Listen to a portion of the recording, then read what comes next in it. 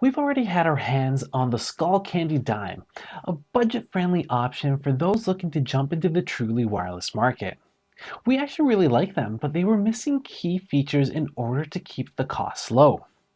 Then, Skullcandy released the Dime 2s, which were virtually the same except they included tile technology to find them easier. And now we have our hands on the Dime 3. On paper, Skullcandy has packed these with a lot of new features while still maintaining a low price point. But they aren't without their shortcomings though. So, let's check them out. Skullcandy kept the design virtually the same, and honestly, I don't blame them. I actually really like the looks of the dimes. The case and earbuds maintain their small form factor and they're still super light.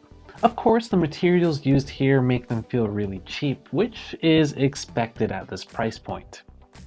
Skullcandy did make some notable changes here. If we look at the case, for one, the lid itself is a bit of an upgrade. It feels like the hinge has been tightened up, which prevents the lid from just flopping around like on the first gen. Not only that, but they also included magnets to the enclosure, which is a nice touch. The lanyard has also been upgraded here. Even though it's not as long as before, which I preferred, it feels a lot more solid. The fabric is thick and it's built right into the case, and yeah, you're not going to lose these anywhere. Lastly, the biggest change that we have to the case is that we no longer have a micro USB port, which means, yep, you guessed it, we have USB-C now. If we take a look at the buds, they made a welcome upgrade to the physical buttons as well. If you watched my review on the first times, you might remember me saying this. The buttons, which are located on the Skullcandy logo, are responsive, but I feel like you have to press pretty hard on them to get them to work. I wish they were just a bit higher on the earbuds. Being in the middle, when you push them, it kind of just feels like you're just popping them out of position, and you just got to just reposition them anytime you need to press the button.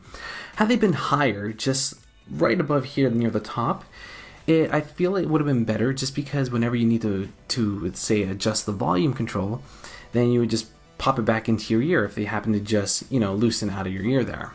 Well, they listened. Not only are their buttons much easier to press, but they actually move them to the top of the earbuds. So now you no longer have to worry about popping them out of position anytime you access the controls. Speaking of which, the controls here are confusing to say the least. It took me a bit to get used to them. With that being said, Skullcandy does give you access to things like your play and pause, volume control, and even transparency mode or switching between your EQs, both of which we'll get into in just a little bit. There's no option for song skipping though, which I thought was really weird. The controls are responsive, but they're just not very intuitive. I find myself reaching for the user guide a lot just to make sure that I was pressing the right combination. It would have been nice to see if there was app support included here so you can customize the controls just like on their other models, but maybe that's a thing for the next version. So, Skullcandy, if you're watching. Now when it comes to the list of features, this is where we see most of the upgrades. First off, the battery life has been improved. These are rated for up to 8 hours of usage with an additional 12 hours with the case. In my test of listening to music at 50% volume, I started my day off at 8 a.m. and I was able to make it to 4:50 p.m. before I got the 10% warning for a total of 8 hours and 50 minutes. Quick Charge is also available here with 10 minutes, giving you an extra 2 hours of playback. Another welcome addition is the inclusion of multi-point connection. You can connect up to 2 devices at the same time, so I connected them to my iPad and my iPhone, and I was able to switch between them flawlessly. I would start by playing music on my iPad, and then I would hit play on my iPhone and it would switch immediately. There was no stutter or delay. Multi-point connection is great here, and it even works better than some of the more expensive models I've tested, so I'm just throwing that out there. A water resistance rating of IPX4 is still present here, which means that they are dustproof and can withstand light splashes of water. In my test of spraying them with water, they continued working without any issues. Just like the Skullcandy Rail, the Dime 3s include a clear voice smart mic which uses AI to enhance your voice. As always, I'll let you guys be the judge with the mic test.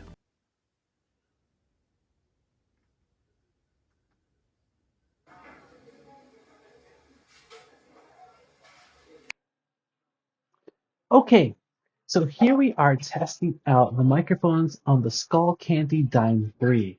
As usual, I have coffee shop noises playing right beside me at around 50% volume. So I'm going to go ahead, I'm going to test out each earbud individually.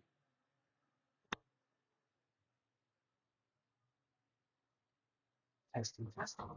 1, 2, 3.